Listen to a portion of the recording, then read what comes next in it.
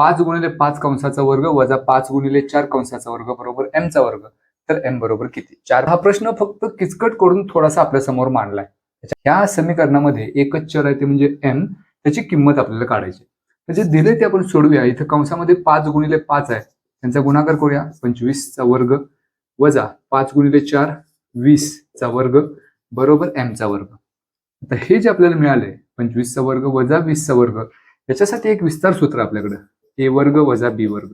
त्याचं विस्तार सूत्र असं आहे की a अधिक b एका कंसात आणि दुसऱ्या कंसात a वजा b. हे विस्तार सूत्र किंवा हे नित्य समीकरण आपण या ठिकाणी वापरू शकतो. म्हणजे इथं 25 चा वर्ग वजा 20 चा वर्ग आहे. पहिल्या कंसामध्ये आपण लिहूया 25 अधिक 20 गुणिले दुसऱ्या कंसामध्ये 25 वजा 20 बरोबर m चा वर्ग. 25 अधिक 20 म्हणजेच 45 गुणिले 25 वजा 20 म्हणजेच 5 बरोबर m चा वर्ग. 25 गुणिले 5 हा जर गुणाकार केला आपण तर उत्तर मिळेल 225 बरोबर m चा वर्ग.